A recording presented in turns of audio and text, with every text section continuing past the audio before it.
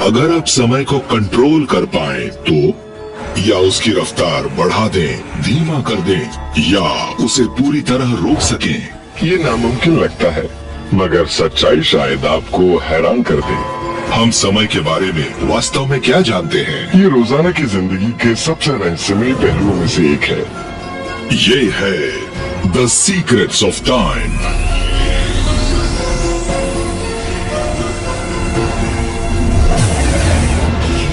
Ultimate secrets, time. समय के बारे में हमें पता है कि ये नियमित है, नपातुला है, एक दिशा का है, लेकिन वैज्ञानिकों को पता चला है कि समय उससे कहीं ज्यादा अनोखा है। क्या आपने कभी समय को रोकने की कोशिश की है?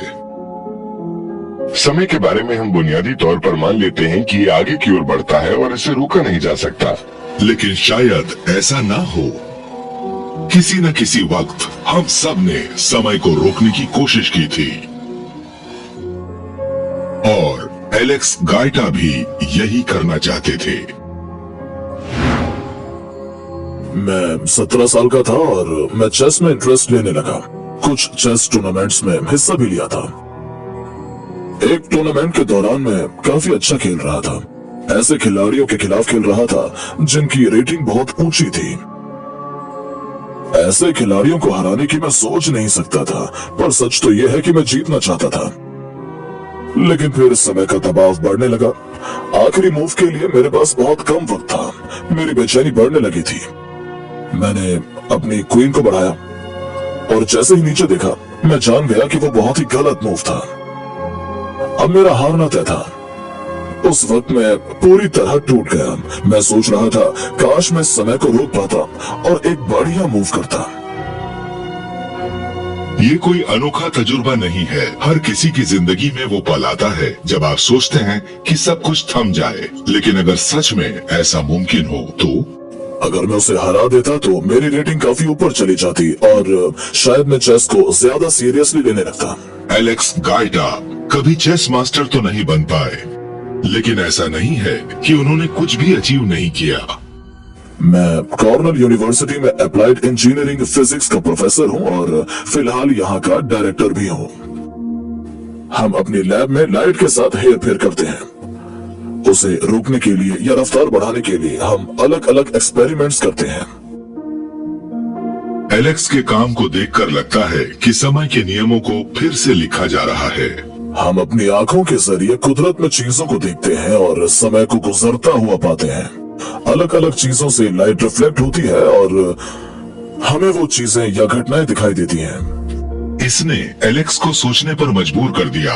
अगर वो लाइट को धीमा कर दें, तो क्या ऐसा लगेगा कि समय भी धीमा हो गया है? क्या समय को रोकने का राज हमारे परसेप्शन में है? और हम सोचने लगे कि प्रकाश को धीमा कर दें तो कितना अच्छा होगा, और किसी तरह उसमें एक छेद बना दें ताकि समय में ऐसा पल हो जिसमें कोई प्रकाश ही ना हो। प्रकाश की गति को धीमा करने पर क्या होता है? दरअसल उस दौरान जो कुछ भी घटता है उसमें से प्रकाश बिखर नहीं पाता, इसलिए लगता है वो घटना समय में से गायब हो जाती है।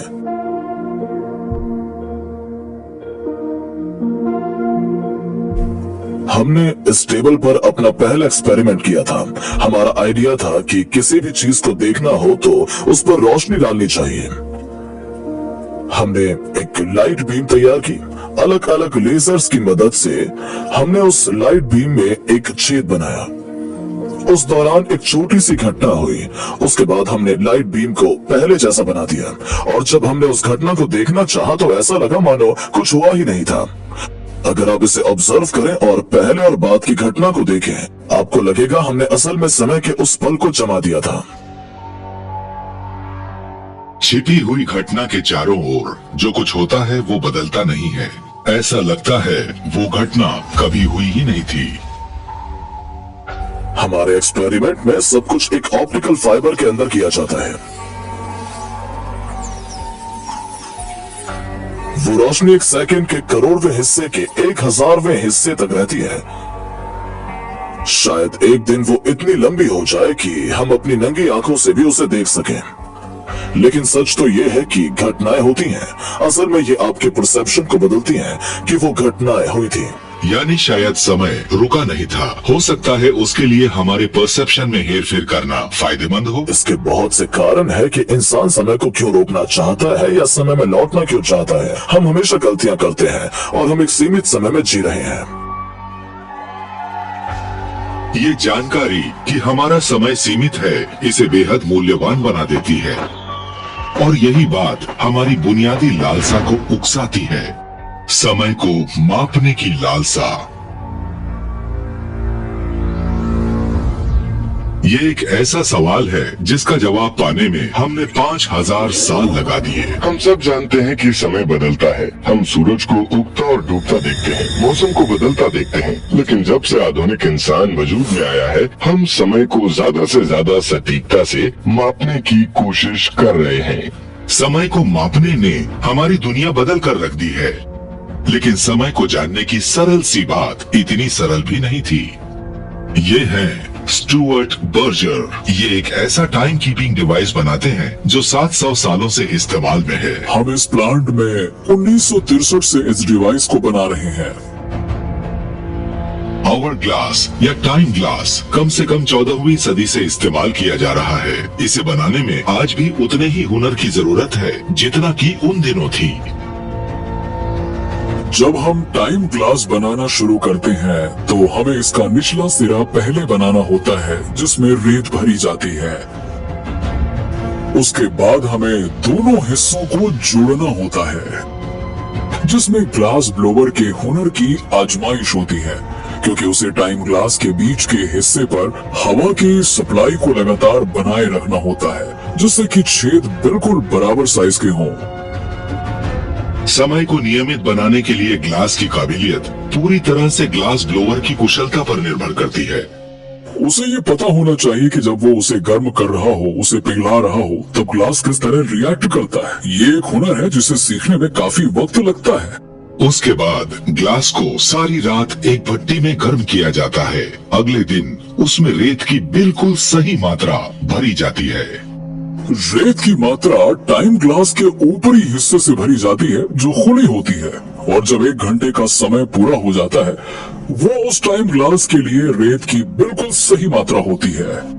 आज आवर ग्लास एक सजावट की चीज बनकर रह गई है और ये समय का सिंबल बन चुकी है, सीमित और दिशा सूचक। समय हमेशा से रहस्यमय रहा है कि समय को किस तरह से मापा और दर्ज किया जाता है। टाइम ग्लास को लेकर लोगों में आज भी एक फैसिनेशन है।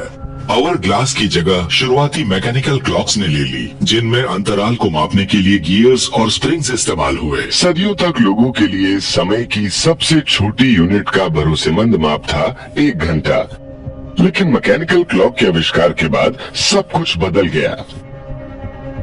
आगे देखिए, एक बेहतरीन टाइम मशीन, एक ऐसी घड़ी जो बता सकती है कि आपके पास कितना समय बचा है। लेकिन क्या हम सच में जानना चाहते हैं? अगर आप समय को कंट्रोल कर पाए तो क्या हो, या ये जान पाए कि आपके पास कितना समय बचा है? हम समय को ज्यादा अहमियत नहीं देते क्योंकि हमारे रोजाना की जिंदगी का एक बुनियादी हिस्सा है, लेकिन बारीकी से देखने पर लगता है कि समय के बारे में हम बहुत सी बातों को नहीं समझते। यहाँ तक कि समय क्या हुआ है वाली सरल सी बात पहले इतनी सरल नहीं हुआ करती थी, और दुनिया के सबसे मशहूर क्लॉक के लिए बदलते समय के साथ कदम से कदम मिलाना बेहद जरूरी है। जब इसे 1844 में बनाया गया, बिग बैन एक बेमिसाल इंजीनियरिंग का कारनामा था। पार्लियामेंट के ऊपर 105 मीटर की ऊंचाई पर खड़ा बिग बैन लंदन का एक अनोखा लैंडमार्क है। बिग बैन दुनिया का सबसे मशहूर क्लॉक टावर है। ये न सिर्फ विशाल है, ये करीब 100 मीटर ऊंचा है, लेकिन इसे लगातार चलते हुए 180 साल से ज्यादा हो गए हैं। बरसों मौसम की मार झेलने और यहाँ तक कि दूसरे वर्ल्ड वॉर के दौरान बमबारी में भी ये क्लॉक रुकी नहीं। देखा जाए तो बहुत से मैकेनिकल डिवाइस 1 सदी तक नहीं चलते। इतने लंबे समय तक एक क्लॉक लगातार चलती रहे, आखिर इसका राज क्या हो सकता है? मेरा नाम पॉल रॉबर्टसन है और मैं यहाँ पैलेस ऑफ वेस्टमिनिस्टर के 3 क्लॉक मेकर्स में से एक हूँ। जब से मैंने स्कूल छोड़ा तब से मैं क्लॉक मेकर का काम कर रहा हूँ। असल में मेरा इंटरेस्ट इसके मैकेनिकल साइड में ज्यादा है। 5 मीटर लंबा वजनदार पेंडुलम सेकंड्स को मापता है। इसे एक मूवमेंट से पावर मिलती है जिसका वजन 5 टन है। आज भी इसे हाथों से चाबी भरी जाती है। ये क्लॉक आज भी वजन से चलती है, इसीलिए हफ्ते में 3 बार हमें ऊपर आकर चाबी भरनी पड़ती है। अगर इन तीनों को मिला दिया जाए तो कुल वजन है 2.5 टन। यहाँ इस मैकेनिज्म रूम में आकर हम इसकी हर 2 सेकंड की टिक टिक सुनते हैं और ये बिना रुके 150 सालों से रात दिन यही करता आया है। बहुत सी चीजों के बारे में आप ये नहीं कह सकते, लेकिन असल में इसे इसी काम के लिए 150 साल पहले शुरू किया गया था और ये अपने आप में एक बेमिसाल इंजीनियरिंग है। लेकिन असली चुनौती है सटीकता बनाए रखने की। आज हम स्पीकिंग क्लॉक को फोन करके इसकी सटीकता चेक करते हैं। हम एक स्टॉप वॉच को 1 घंटे में 5 मिनट पर शुरू करते हैं। उसके बाद मैं ऊपर बेल फ्राई पर जाकर हथौड़े को बेल पर बजता हुआ देखता हूँ और सही वक्त पर मैं स्टॉप वॉच को रोक देता हूँ। तब 5 मिनट पूरे हो जाने चाहिए। अगर कोई फर्क हो तो हमें एडजस्टमेंट करने पड़ते हैं। क्लॉक की सटीकता के लिए मूवमेंट को एडजस्ट करना जरूरी है, लेकिन बिग बैंग की टाइम कीपिंग का राज बेहद सरल है। हम पेंडुलम के ऊपर उसके नजदीक एक ट्रे रखते हैं। उस ट्रे पर अलग अलग वजन होते हैं, जिसमें पेनीज भी होते हैं। पेनी के रखने पर क्योंकि वो ऊपर होता है, वो सेंटर ऑफ ग्रेविटी को ऊपर की ओर ले जाता है। इस तरह क्लॉक की स्पीड को एक दिन में 1 सेकंड का 2/5वां हिस्सा धीमा कर देता है। अगर हम एक पेनी हटा दें तो एक दिन के 1 सेकंड का 2/5वां हिस्सा धीमा हो जाएगा। बिग बैंग की सटीकता को 1 सेकंड के उन फ्रैक्शंस के अंदर रखना आज भी फायदेमंद है। मैं जब भी यहाँ ऊपर आता हूँ मुझे एक गूंज सुनाई देती है। मैंने ईस्ट लंदन में अप्रेंटिस क्लॉक मेकर के तौर पर काम शुरू किया था। अगर कोई मुझसे कहता कि आप एक दिन दुनिया के सबसे मशहूर क्लॉक की देखरेख करेंगे तो मुझे विश्वास नहीं होता। आज 1 सेकंड के फ्रैक्शंस की वजह से हम समय को समझ पाते हैं और हम उसे रेत या मैकेनिकल मूवमेंट के जरिए नहीं नापते, बल्कि उन्हें नन्हे एटॉमिक पार्टिकल से मापा जाता है। एटॉमिक क्लॉक समय को बेहद सटीकता से मापता है। 1 सेकंड के बिल्कुल सही माप को जानने का ये सबसे विकसित तरीका है। ये असल में हमें बेहद स्टेबल ऑसिलेशन देता है ताकि हम ये मेजर कर सकें कि 1 सेकंड कितना होता है। हमारी आज की दुनिया का राज इस जानकारी में है कि 1 सेकंड की लंबाई कितनी होती है। अगर हम उन्हें माप ना सकें तो न इंटरनेट होगा, न ही सैटेलाइट, ट्रैवल और कम्युनिकेशन पूरी तरह ठप हो जाएंगे। हमारी रोजाना की जिंदगी को रेगुलराइज करने का आधार टाइम ही है। उसे चलाने के लिए टाइम कीपिंग जरूरी है। समय का पता लगाने की इस काबिलियत के बगैर हम अतीत में ही फंस कर रह जाएंगे। हमारी नजर हमेशा घड़ी पर होती है, लेकिन हम समय के बारे में क्या जानते हैं?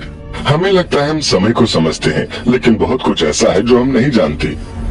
क्या हम समय की कल्पना करते हैं? समय आखिर आता कहाँ से है?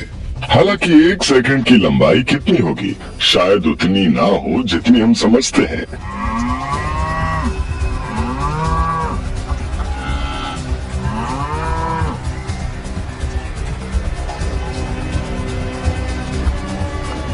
अंदर जाने से पहले मेरे पैर कांपने लगते हैं।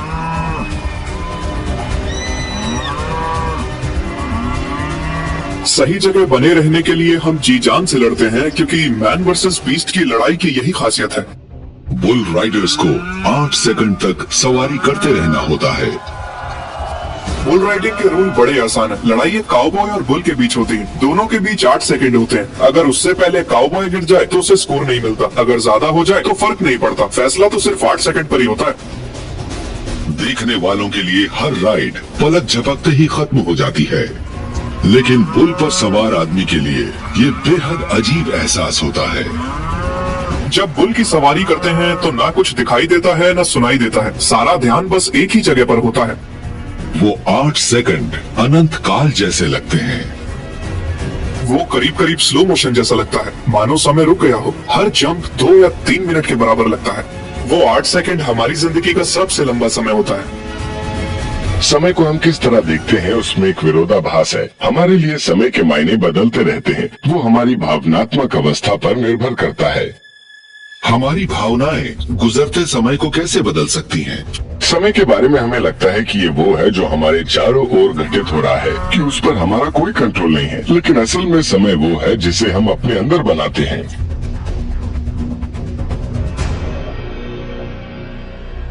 बढ़ता तनाव हमारे दिमाग को फोकस करने पर मजबूर करता है और राइड काफी लंबी जान पड़ती है।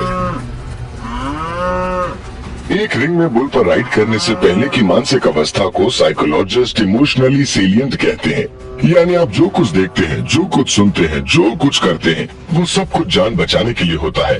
आप एक एक चीज को याद रखना चाहते हैं ताकि आप जब भी उस तरह के हालात में हो तो आप जान जाएंगे और याद रखेंगे कि क्या करना है। ये बढ़ चुकी जागरूकता 8 सेकंड तक राइड करने के लिए जरूरी है, लेकिन कोई भी बुल राइडर घड़ी देखने की जरूरत नहीं कर सकता। बुल पर ध्यान देना होता है, घड़ी पर नहीं।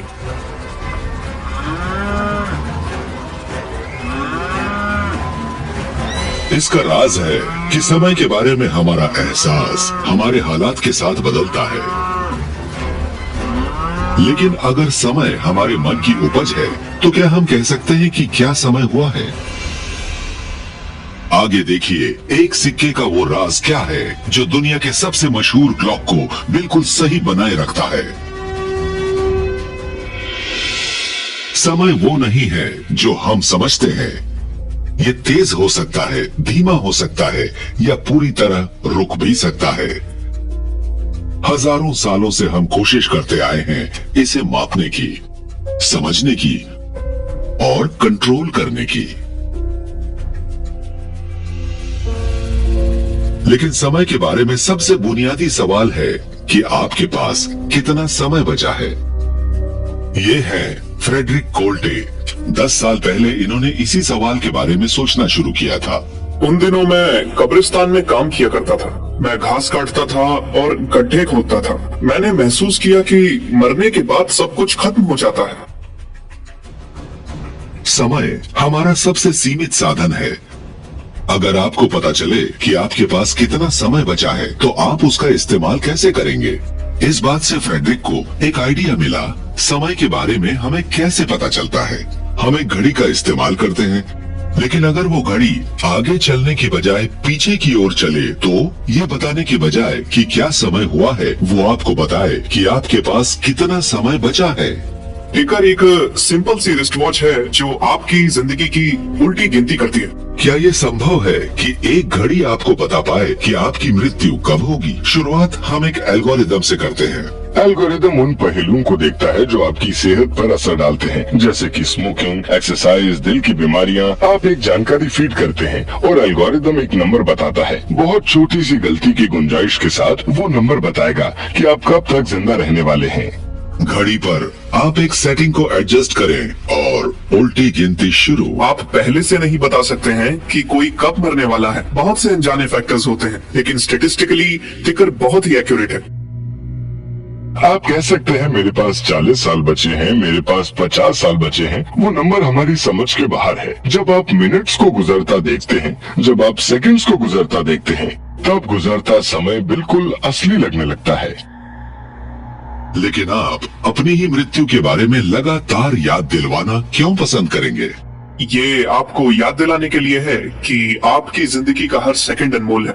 जब आपका समय खत्म हो जाता है तब तक बहुत देर हो जाती है। ये जानते तो सभी हैं, लेकिन अपनी रोजाना की जिंदगी में ये भूल ही जाते हैं। ये आपकी जिंदगी किस तरह बदल देगा अगर आप घड़ी देखते ही जान पाए कि समय फिसला जा रहा है। शायद लोगों को इस डर की जरूरत है कि जिंदगी खत्म हो रही है। ये महसूस करना कि उनके पास काम के लिए ज्यादा वक्त नहीं बचा है। हर कोई ज्यादा समय चाहता है। हमें कभी ये नहीं लगता कि हमारे पास काफी समय है, और जैसे ही हमें लगता है कि हम इसे जान चुके हैं, हमारा समय खत्म हो जाता है। क्या जिंदगी का सबसे बड़ा राज वक्त के सही इस्तेमाल में ही छिपा है? समय के राज से पर्दा उठने पर यह हमारे भविष्य में बड़े बदलाव ला सकता है। इस राज से यकीनन पर्दा उठेगा। बस इंतजार है थोड़े समय का।